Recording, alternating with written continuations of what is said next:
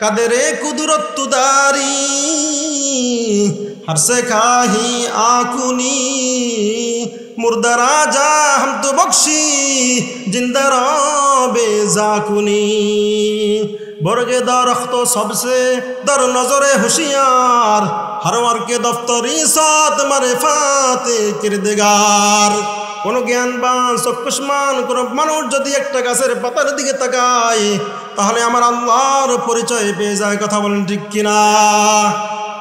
গাছের পাতাগুলি কিছুদিন থাকে সবুজ, আবার কিছুদিন থাকে লাল, আবার কে গাছ থেকে নিচে নামায় ফালাইয়া দেয়, আবার কে ছোট ছোট পাতা জ্বালাইয়া দেয়। কোন মানুষ যদি একটা পাতা নিয়ে গবেষণা করে আমার আল্লাহর পরিচয় পেয়ে যায়। এরপরে দেখেন এই বাতাস, আল্লাহ তাআলা বাতাস সৃষ্টি করেছেন। বাতাস কতটা উপকার! 1 মিনিটের জন্য যদি বাতাসকে আল্লাহ বন্ধ করে দেয় গোটা পৃথিবীর মানুষগুলি মারা যাবে। কথা বলেন ঠিক কিনা?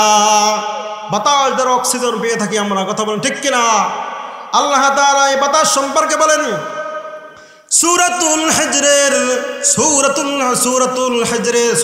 হিজরের 22 নম্বর আয়াত আল্লাহ তাআলা বলেন ওয়া আরসালনার রিয়াহা লাওয়াকিহা ফাআনজালনা মিনাস সামাই মা'আন ফাসকাইনাকুমু ওয়া মা আনতুম লাহু বিখাজিনিন। ওয়া আরসালনার রিয়াহা, আল্লাহ তাআলা বৃষ্টি বহনকারী বায়ু প্রেরণ করে। এই যে আসমান থেকে বৃষ্টি বর্ষণ হয়, আল্লাহ তাআলা বাতাসের মাধ্যমে গোটা পৃথিবীতে বৃষ্টিটা ছড়াইয়া দেয়। আপনার জমিনে পানির প্রয়োজন হয়, এটা আমার আল্লাহ গোটা দুনিয়া ছড়াইয়া দেয় বাতাসের মাধ্যমে। শুধু তাই নয়, ফাআনজালনা মিনাস সামাই মা, এরপরে আমার আল্লাহ আসমান থেকে পানি বর্ষণ করে। ফাসকাইনা মিমা আরসালনার রিয়াহা লাওয়াকিহা ফাআনজালনা মিনাস সামাই মা'আন ফাসকাইনাকুমু, এরপরে আল্লাহ তাআলা বলেন আমি তোমাদেরকে ওই পানি পান করাই। ওয়া মা আনতুম লাহু বিখাজিনিন, এই খাজিনা কোনো বান্দার কাহারো হাতে দেই নাই, দুনিয়ার কোনো বান্দার হাতে আমি দেই নাই। যদি আমি দুনিয়ার কোনো মানুষের হাতে এই ধনভাণ্ডার দিতাম তাহলে তার দাপটের কারণে তোমরা দুনিয়াতে থাকতে পারতে না। কিছু থেকে কিছু না, ক্ষমতা মোটে পাই না, তাতে বলে বাতে মারবে, পানিতে মারবে। কথা বলেন ঠিক কিনা? ভোট না দিলে আমাদেরকে পানি বন্ধ করে দিত, বাতাস বন্ধ করে দিত। কথা বলেন ঠিক কিনা? এজন্য আমার আল্লাহ বলেন ওয়া মা আনতুম লাহু বিখাজিনিন, এটার ধনভাণ্ডার আমি আল্লাহর কাছেই রেখে দিয়েছি। সুবহানাল্লাহ। কিছু কিছু জিনিস আমার আল্লাহর কাছেই রেখে দিয়েছেন। আবার আল্লাহ বলেন ওয়া মা আনতুম লাহু বিখাজিনিন, এটা আমি আমার কাছে রেখে দিয়েছি, দুনিয়ার কোনো মানুষের হাতে দেই নাই। এই পানিটা কত উপকারে আসে। আল্লাহ তাআলা সূরাতুন নাহলে সূরাতুল আম্বিয়ার 30 নম্বর আয়াত আল্লাহ তাআলা বলেন আওয়ালাম ইয়ারাল্লাযীনা কাফারু আন্নাস সামাওয়াতি ওয়াল আরদা কানাতা রাতকা। আমার আল্লাহ বলেন শোনো, ইয়ারাল্লাযীনা কাফারু, তারা কি দেখে না? কাফেরেরা, অস্বীকারীরা কি তাকায়া দেখে না? এই আসমান জমিনটা মিলিত ছিল, কি ছিল? রত্কা। এই কানাতা রত্কা, আল্লাহ বলেন কানাতা রত্কা ছিল, মিলিত ছিল। এরপর আল্লাহ বলেন ফাফাতাকনাহুমা, আমি আল্লাহ পৃথক করে দিলাম। বলে সুবহানাল্লাহ। আমার স্রষ্টার সৃষ্টি, আমার স্রষ্টার সৃষ্টি যদি এত সুন্দর হয়, না জানি আমার আল্লাহ এর থেকে 1000 গুণ সুন্দর। কথা বলেন ঠিক কিনা? আমার আল্লাহ এই বিশাল বড় আসমান, বিশাল বড় সূর্য, নক্ষত্র, ব্ল্যাক হোল, এগুলি সৃষ্টি করে কি ক্ষান্ত হয়েছেন? এর থেকে বড় কিছু নাই। আল্লাহ তাআলা লক্ষ লক্ষ কোটি কোটি ফেরেশতা সৃষ্টি করেছেন, তার মধ্যে থেকে 4 জন ফেরেশতা হচ্ছে প্রধান। কথা বলেন ঠিক কিনা? এই প্রধান 4 ফেরেশতা কত বড়! আমার আল্লাহ ডাক দিয়ে বলেন মালাকুল মউত, যখন আমাদেরকে সৃষ্টি করবেন, আদম নবী আলাইহিস সালাতু ওয়াস সালামকে যখন সৃষ্টি করবেন, তখন আল্লাহ তাআলা মালাকুল মউত আজরাইলকে ডাক দিয়ে বলেন আজরাইল যাও যাও জমিনে যাও, জমিনে গিয়ে তুমি মাটি নিয়ে আসো। মাটি আমি মানুষ বানাইব, আদমকে বানাইব, মাটি নিয়ে আসো। আজরাইল আলাইহিস সালাতু ওয়াস সালাম জমিনে এসে একটা থাবা মেরেছেন, এক থাবার মধ্যে 1 মুষ্টির ভিতরে গোটা জমিনটা ঢুকে গেছেন। তাহলে আজরাইল আলাইহিস সালামের হাত যদি, হাতের মুঠে যদি এত বড় হয় যে মুঠের ভিতরে গোটা জমিনটা চলে যায়, জমিনটা ঢুকে যায়, তাহলে আজরাইল আলাইহিস সালামের হাতটা কত বড় আল্লাহ সৃষ্টি করেছেন, তার যে হাতটা এত বড় সৃষ্টি করেছেন তার দেহটা কত বড়। দেখবেন এক সময় একই টাইমে আমাদের ঢাকায় মানুষ ইন্তেকাল করে, এরপরে বরিশাল ইন্তেকাল করে, সিলেট সড়ক দুর্ঘটনায় ইন্তেকাল করে, বহুত মানুষ মারা যায়।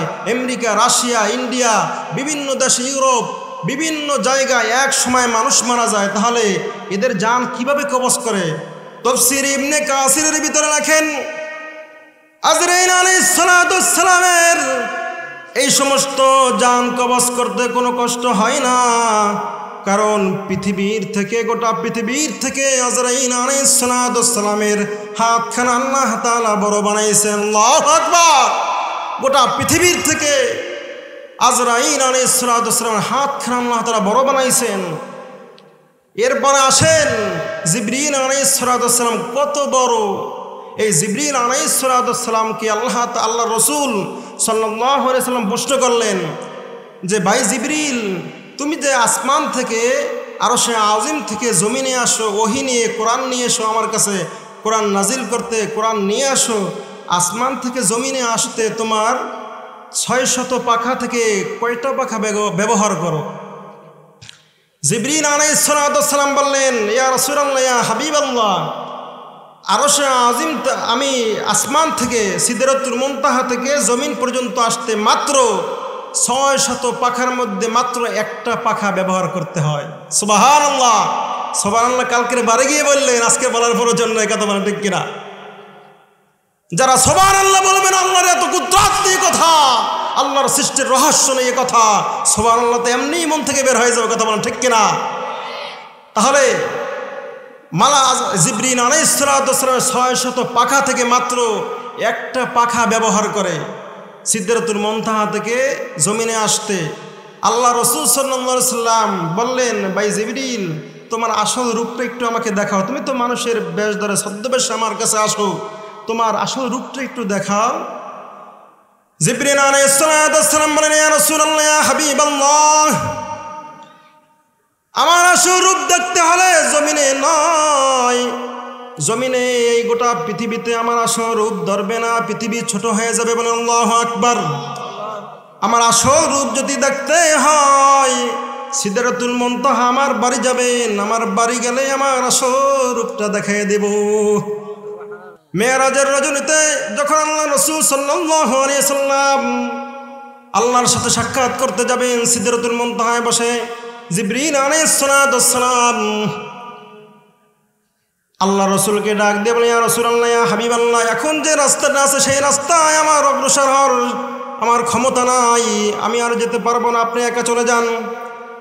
আল্লাহ রসুল ডাক দিয়ে বলেন, ভাই জিবরিল, তুমি তো বলছিলা তোমার বাড়ি আসলে তোমার আসল রূপ দেখাইবা, তাহলে একটু তোমার আসল রূপটা দেখাও। আল্লাহু আকবার। তোমার আসল রূপটা একটু দেখাও। হঠাৎ করে জিবরিল আলাইহিস সালাম আসল রূপে যখন তার নিজের রূপে যখন ধারণ করলেন, গোটা সিদরাতুল মুনতাহা ভরপুর হয়ে গেছে। আল্লাহু আকবার। জিবরিল আলাইহিস সালাম আল্লাহর পয়গম্বরকে ডাক দিয়ে বলল, আল্লাহর নবী, আমার আসল রূপ তো আমি দেখাইলাম, কিন্তু গো নবী, আপনি আপনার আসল রূপটা একটু দেখাবেননি। আল্লাহর পয়গম্বর কি বলেন, মনোযোগ দিন ভাই। আল্লাহর পয়গম্বর কি বলেন, ভাই জিবরিল, জমিনে বসে প্রশ্ন করেছিলাম তোমার আসল রূপ দেখার জন্য, তুমি বলছি না আমার বাড়ি যেতে হবে সিদরাতুল মুনতাহায়। ও ভাই জিবরিল, শোনো, আমার আসল রূপ যদি দেখতে হয় সিদরাতুল মুনতাহা কাজ হবে না, আরশে আজিমে গিয়ে আমার আসল রূপ দেখতে হবে। আল্লাহু আকবার। কত বড়, কত সম্মানিত নবী আমরা পেয়েছি, কত সম্মানিত মর্যাদা সম্পন্ন নবী আমরা পেয়েছি। আল্লাহু আকবার। এরপর আসেন মিকাইল আলাইহিস সালাম কত বড়। মিকাইল আলাইহিস সালাম কত বড়, তাফসীর ইবনে কাসিরের ভিতরে উদাহরণ দেয়। গোটা পৃথিবীর আটলান্টিক মহাসাগর, প্রশান্ত মহাসাগর, বঙ্গোপসাগর, নদ নদী সব পানি যদি, ত্রিবুল কূপের সব পানি যদি মিকাইলের মাথায় রাখা হয়, এক ফোঁটা পানি গড়ায় আসতে, কাঁধ পর্যন্ত আসতে, ওই পানি ফোঁটা শুকিয়ে যাবে। কত বড় মাথা আল্লাহ তাআলা বানাইছেন মিকাইলের। তাহলে মিকাইল আলাইহিস সালামের মাথাটা কত বড়, তাহলে তার গর্দানটা কত বড়, আর যার গর্দানটা কত বড় এর থেকে তার দেহটা কত বড় আল্লাহ সৃষ্টি করেছেন। আল্লাহু আকবার। আর যেই স্রষ্টা তার সৃষ্টি এত বড় করেছেন সেই স্রষ্টা কত বড়। আল্লাহু আকবার, আল্লাহু আকবার। এরপরে আসেন ইসরাফিল আলাইহিস সালাম। ইসরাফিল আলাইহিস সালাম আমরা সকলেই জানি সিংহা নিয়ে বসে আছেন। কিয়ামত যখন সংগঠিত হবে তখন তিনি সিংহায় ফুৎকার দিবেন। এই ইসরাফিল আলাইহিস সালাম যে সিংহাটা নিয়ে বসে আছেন, ইমাম গাজালি রাহমাতুল্লাহ আলাইহি লেখেন ইসরাফিল আলাইহিস সালামের সিংহায় একটা নয়, দুইটা নয়, 11টা সিদ্ধ আছে। কয়টা? 11টা সিদ্ধ আছে। এই সিদ্ধগুলি কত বড়! 11টা সিদ্ধর মধ্যে থেকে যদি কোনো একটা ছিদ্র দেয় গোটা পৃথিবীটা ঢুকানো হয়, তাহলে এক সার দিয়ে ঢুকবে, অন্য সার দিয়ে বের হয়ে যাবে, কোনো দুই পাশে কোনো টাচ লাগবে না। আল্লাহ তাআলা কত বড় সিদ্ধ সৃষ্টি করেছেন। এরকম 11টা সিদ্ধ ইসরাফিলের সিংহায়, ইসরাফিলের বাঁশিতে এরকম 11টা সিদ্ধ বিশাল বড় বড়। তাহলে যে সিদ্ধগুলি এত বড় সেই বাঁশিটা কত বড়, আর এই বাঁশিটা যার মুখের ভিতরে ঢুকানো মুখটা কত বড়। আল্লাহু আকবার। আর যেই মুখটা, যার মুখটা এত বড় তার দেহটা কত বড়, আর এই দেহটা যে সৃষ্টি করেছেন সেই স্রষ্টা কত বড়।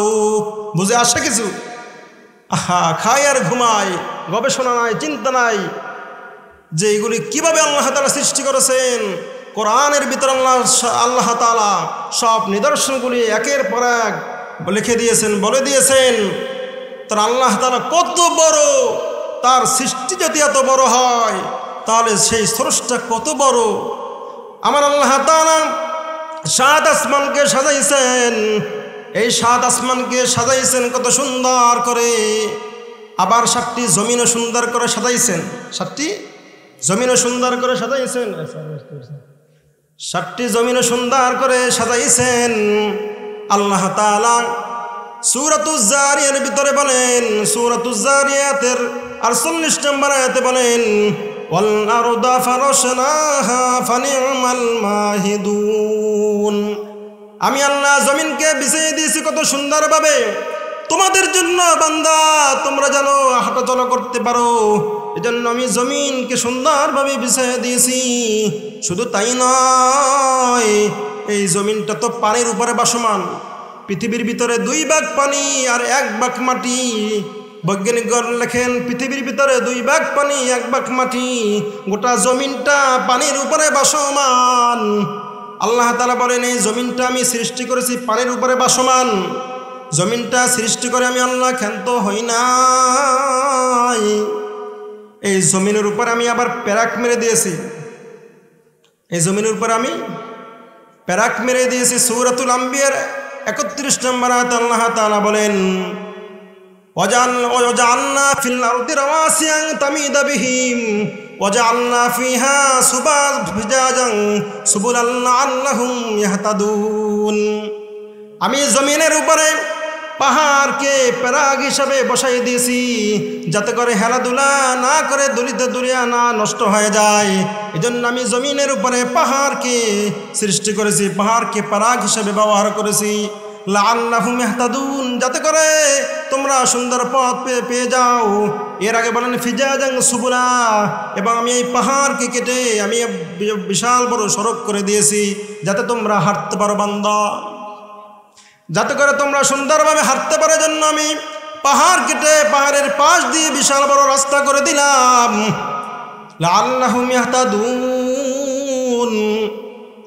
যেন তোমরা তোমাদের গন্তব্যস্থানের পথে যাইতে পারো। আমি এজন্য সুন্দর করে পথ সৃষ্টি করে দিয়েছি।